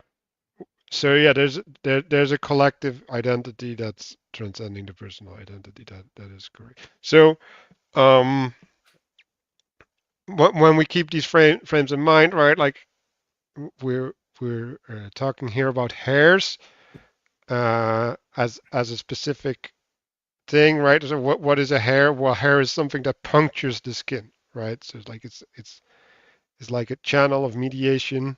You can also see it as something that creates a pillar on the skin where things can happen, right? Um, but it's at least you could maybe see it as a gate. That would be the analogy with the city, right? And then let me see. Oh yeah, so we're having woolen or linen garment here. Um, so what you can see there is that the wool is coming from animals, while the linen is coming from plants. So that's if you go back to Genesis 1, you have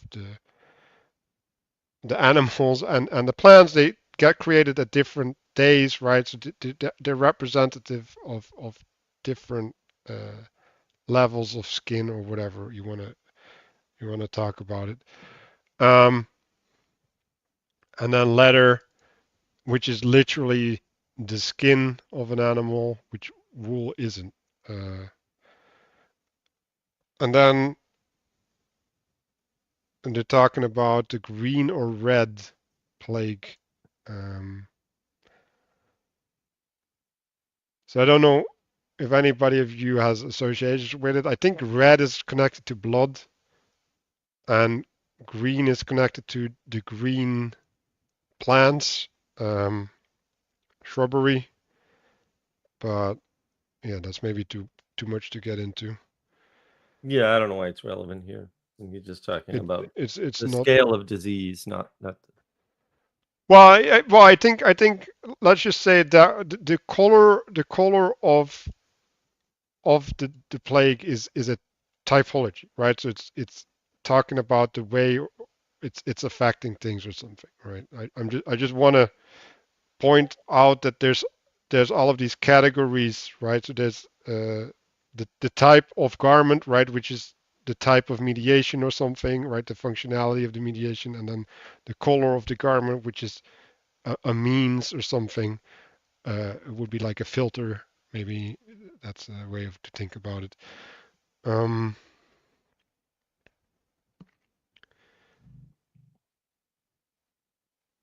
Let me see. Yeah, so here you have the colors as well, and then you have a depth of penetration, right? So if something is only in the wall, then it's the plague, right? Like, so there's also deeper manifestations of the plague.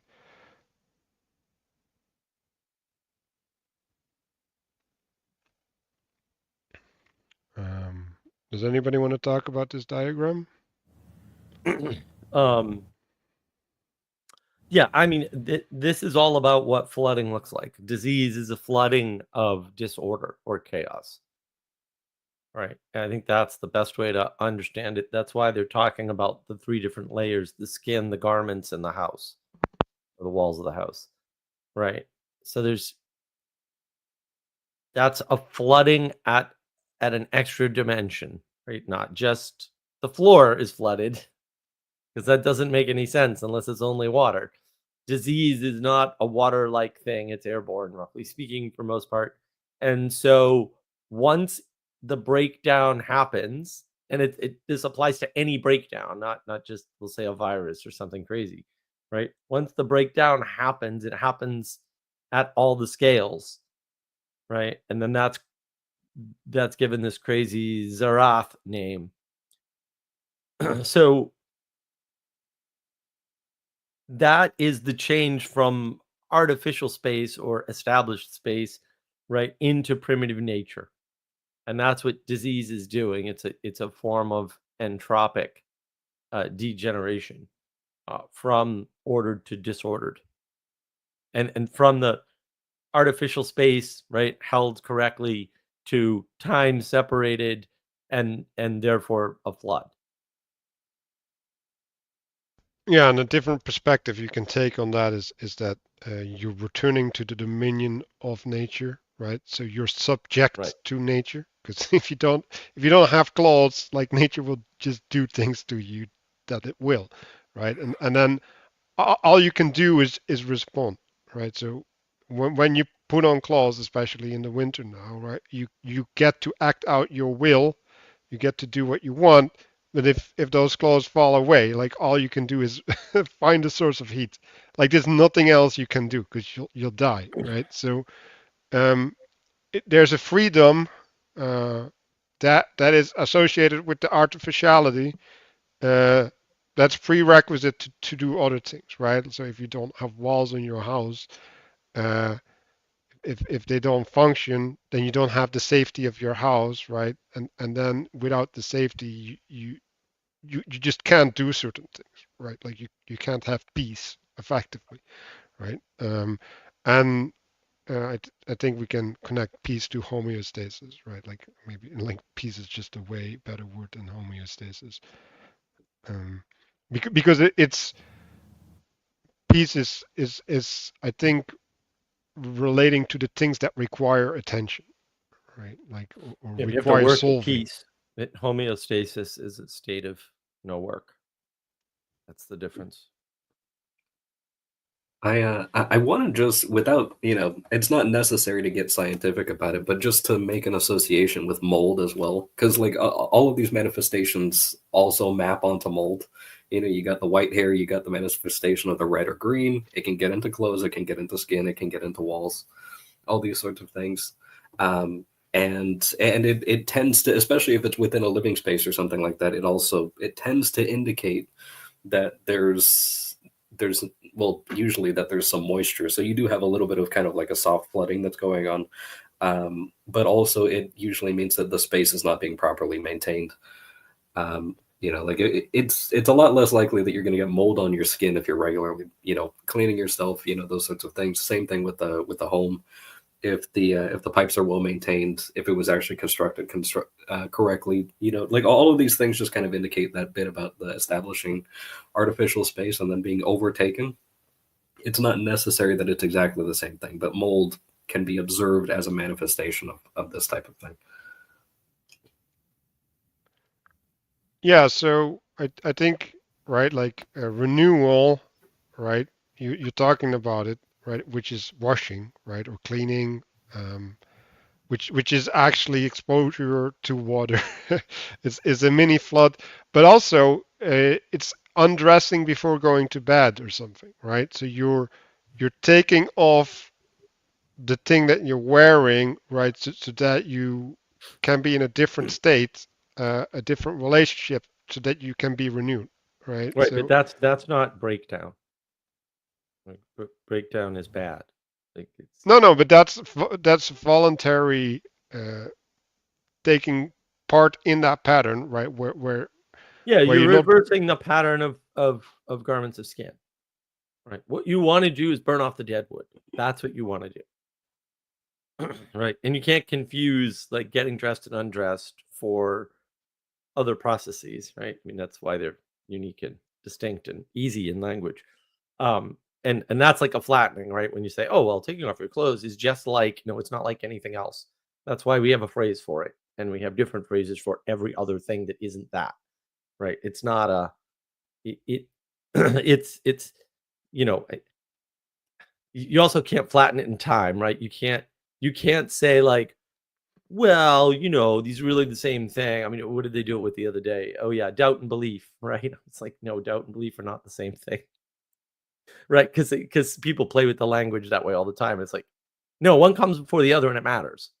It's like, um, you can have renewal without breakdown. That's actually not hard. Uh, it's a, right, and that's the thing. Like breakdown is bad. Don't do that. There's no reason for that. You can avoid breakdown instead. I mean, this is what I was talking about with the previous set of diagrams on disease, right? You can avoid that because there are signals. Again, see Navigating Patterns live stream from last night. There are signals that are available to you to make sure you don't break down, right? Like, and like if you hear your lifters tapping and you take your car in, you won't blow up the motor because you ran out of oil because you heard the lifters tapping. It's not that hard, really. I get not everybody can hear the lifters tapping, which just freaks me out because I can hear it rather clearly.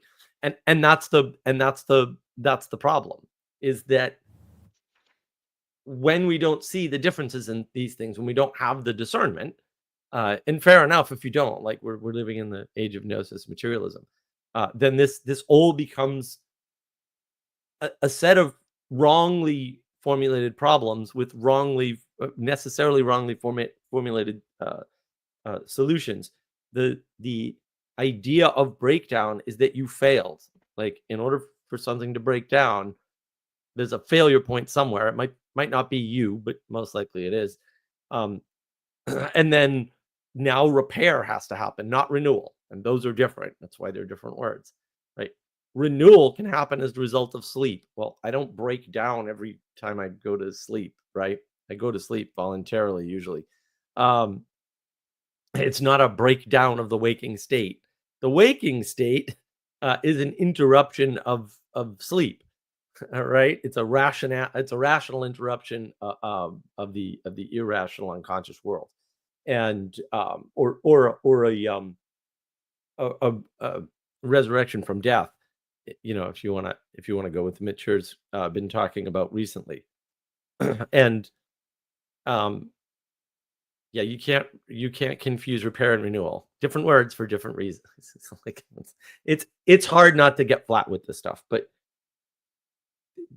the reason why this is laid out in like 3 sequences in many of these diagrams is because that's actually really important, and so is the ordering.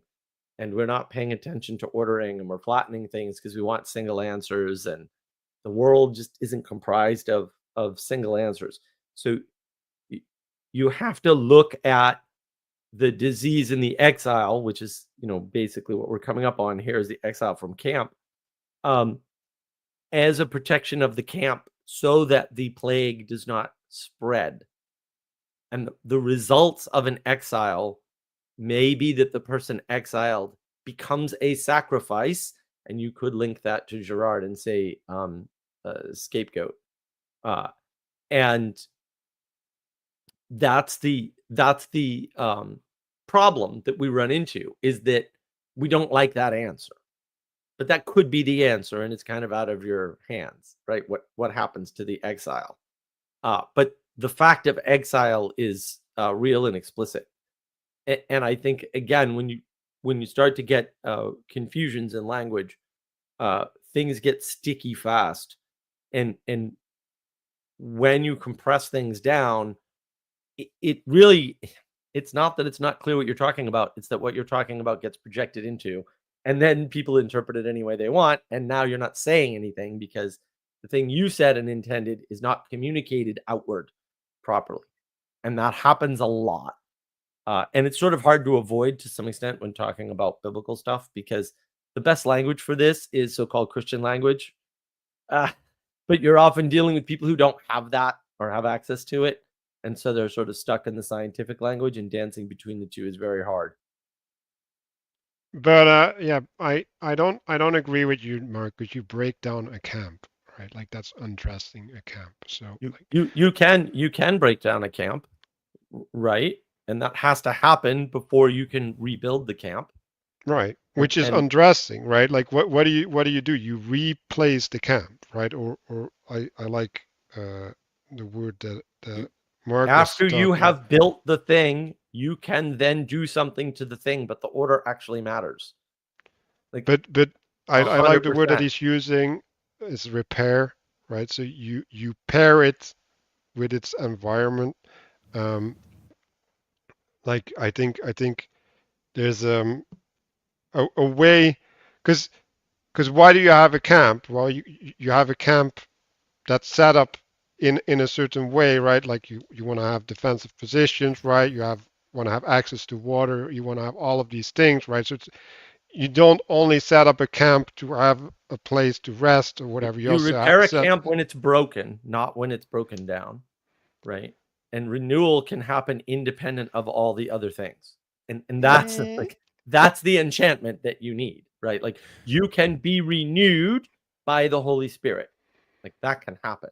That's not a you thing, right? So and that's like why the distinction's actually important.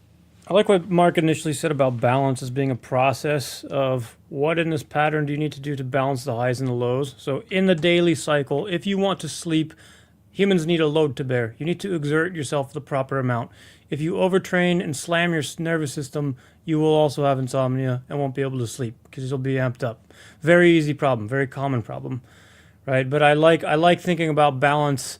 What balance means depends on your parameters. It depends on your... if you're sick, what it means to rest is different. Like maybe you probably shouldn't be doing any, if you're at a different place, resting might be running 5 miles. That might be a rest day for you, if right. So I like thinking in those terms. I thought that was helpful.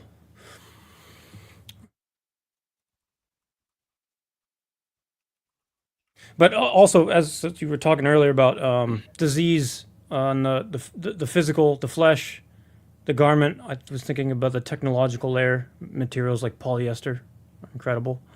And then the home as being the antidote to chaos. Or like when you are on zero sleep and you probably like for fixing your circadian rhythm, get a cup of coffee and power through the day if you're not like super sick.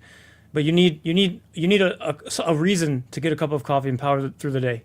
So that's kind of, I was thinking about disease. Also, I like what you said about dis-ease, about if you have problems. I mean, we could talk about this, unpack this among 1,000 different dimensions all day long, right? But there's a lot of things that can make people sick in ways that are not have to do with, the flu or whatever, throwing up and stuff, right? Like, if you don't like not having an adequate domestic environment can cause problems that probably are like we don't even know about or like have the tools to talk about. modern science. Right, you know, or working too continuously for too long, or if physically you or don't have mentally. autonomy. Like there's a bazillion things. Right. You know, it's like Right. That causes your ease, right? Because John Vervaeke talks about flow state, right? Fair enough, right? But flow state is an ease. But if you stay in the flow state too long, you'll get adrenal burnout. Actually, a lot of people don't know that. They think like, oh, I'm super efficient, using energy more efficiently. Yeah, but you're still using way more energy than you would be if you were resting, you dumbass. And so if you try to stay in the flow state too long, you'll just burn yourself out. And I've seen this. This is why I'm always puzzled when people don't mention it. I'm like, do you not know people? Have you not seen them? Have you not seen this phenomenon? It's all over the place, right? Because they didn't leave room to renew, right? Because you don't need to break down to renew. You can just stop running, right? And that allows a renewal, right? So, for example, one of the things that renews when you stop doing, we'll say, too much continuous physical exercise, is you stop putting out so much lactic acid, and your ability to absorb more lactic acid into your system recovers, right? Same with alcohol in the liver, by the way. Like all these things work roughly the same way, which is again around the balance. And yeah, there's ways around it, and there's things you can do, and whatever. Like you can always like trick the system or stretch the boundaries or whatever. But when you are going to be wrong about that, because you are, the collapse is going to be huge. So it's better not to play with those things in general.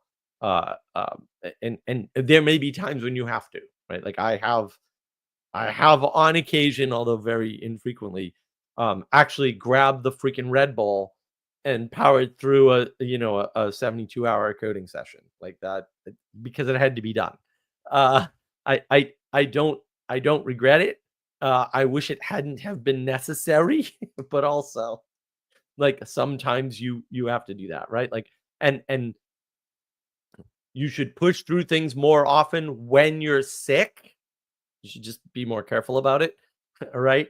And not when you're well, because when you do it when you're well, what's going to happen is you're going to blow yourself up and take yourself out for days or weeks at a time, right? And that's part of the problem is that if you renew, you can make sure you don't break down. Right? That's part of the trick. Like, oh, if I take some time to renew now, I won't break down later. Right. And again, this is why sequence matters. Right. And you can't just single example everything because in a single example, you can always make a point. Any point can be made with a single example. It's not that hard.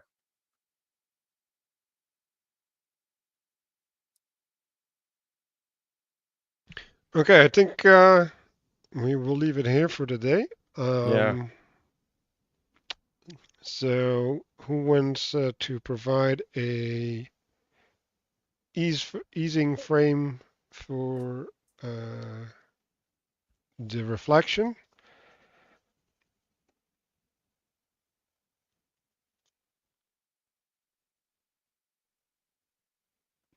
No one? So we were talking about kind of mediating between rest and an artificial space, I guess, and holding on to that space for certain or exertion, you can call it as well, right? For a period of time. So Manuel, how about this? How about the role of renewal, the role and importance of, let's say, voluntary renewal in maintaining established space? And that ties these two sections together. You wanted to add something, Danny? I was going to suggest balancing across the various dimensions of a human, which are not just physical. So, there's spiritual, emotional, there's lots of aspects to a person. And I think, I don't know, I think many of these aspects get less attention than are deserved. Or actually, I mean, if you look at people who have problems, like if you look at people who have problems, like there's so many problems that people have that they don't know they have. They're completely invisible to them. Like in terms of what drives people.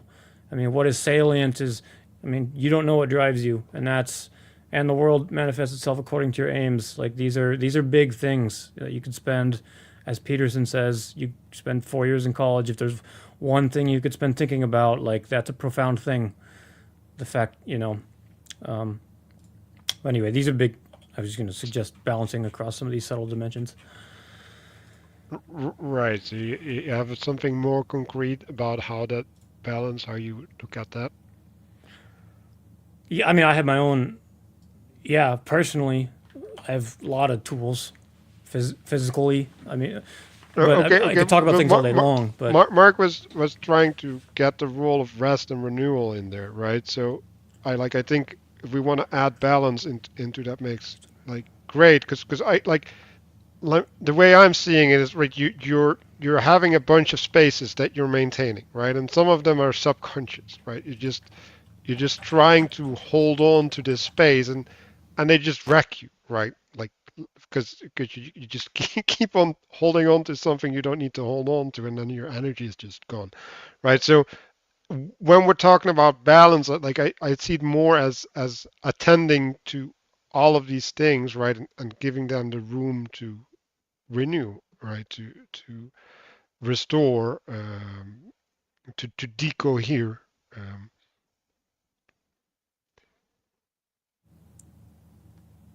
Anyway, I think we got enough framework, and we'll figure it out on our own in the reflection. Yeah, leave some questions or comments, and we can get back to them after our reflection.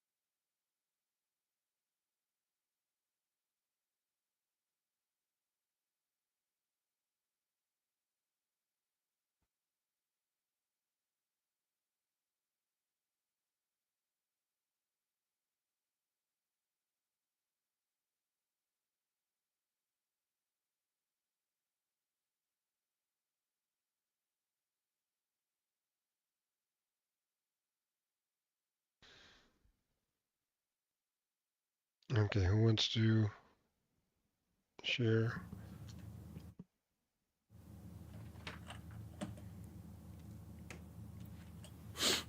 Well, I was thinking as far as this the initial reflection was trying to get the balance between the rest and the work.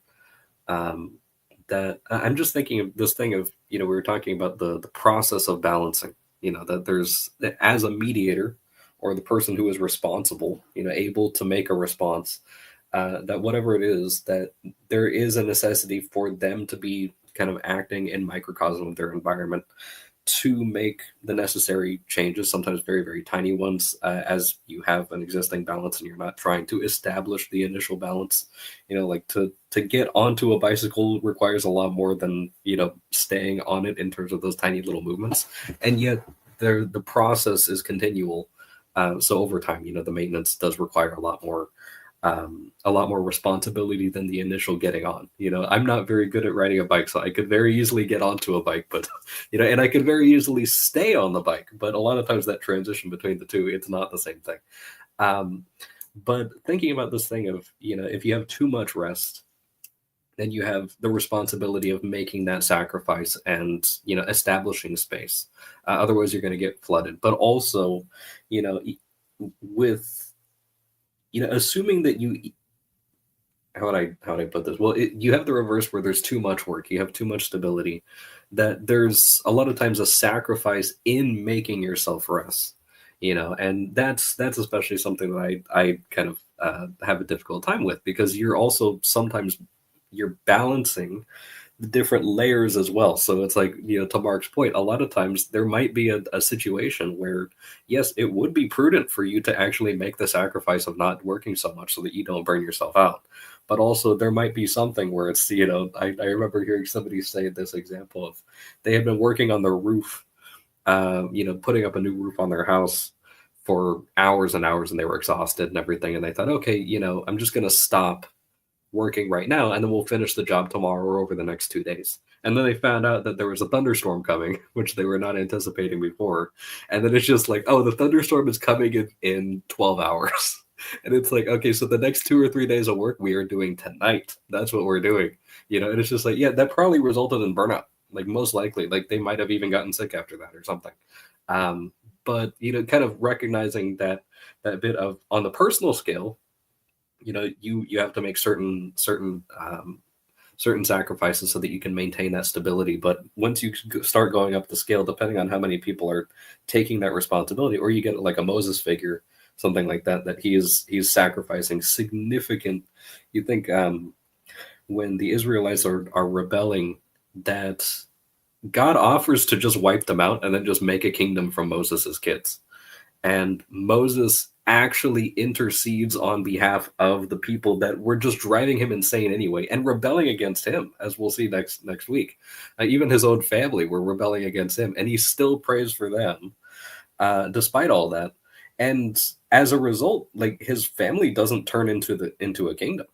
Like, he actually sacrifices a lot by trying to maintain that stability, and the stability didn't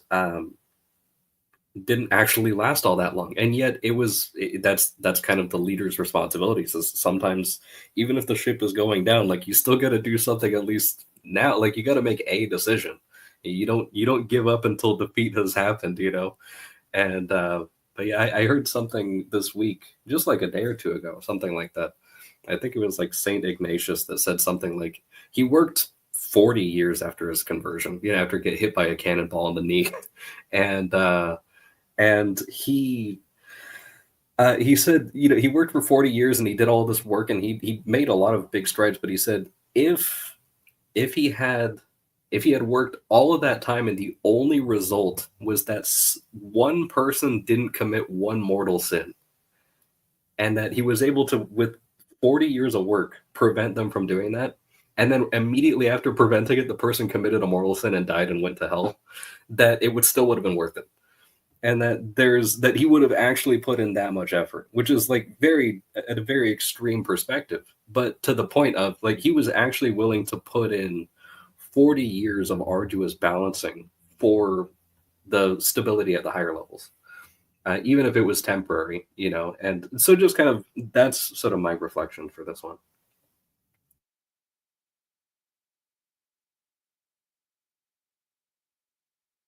Yeah, so the word that I heard there is restoration. Um, and the words that came up for me in my reflection were devotion, uh, and then within a container, right? Because that's the thing that holds the devotion, right? And then you transition between things that you devote yourself to, right? And that allows the other things not to weigh on you. Because if you carry too many things with you at once, right? Like then we were talking about all the things pulling at you, right? And that's the thing that devotion solves, I think. But also like that devotion can get you stuck, right? So that's where the transition rituals are important. And then the second thing that came up from there is that you have to keep your relations clean, right? So the relations that you have need to be smooth. They need to be well oiled, because if you are in a relation that is frustrating you, like you can't produce, like you can't give fruits of that. And that gave me to the place, right? Um, you have to recognize that the path that you're on is fruitful, right? So like there might be a frustration from you, there might be a frustration from the external world, right? Like there might also be a compatibility issue at the moment or whatever, right? Like all of these things, they make your work futile, right? Like you're not gonna manifest the purpose that you're there for. So why are you even partaking if you're not gonna manifest the purpose? And I think that's really right. Like at certain points, you not don't even have to try. And you could do something else instead, right? Which would allow you to try in a future point.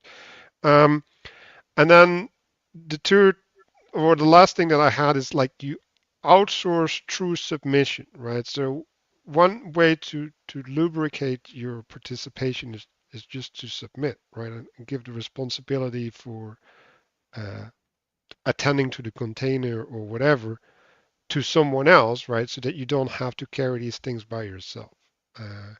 So I think that's also a really important thing, and I think that's actually, if we're trying to establish space for ourselves, right, like that's the means by which we get to get into that space, right? We get to explore and familiarize ourselves without being overburdened.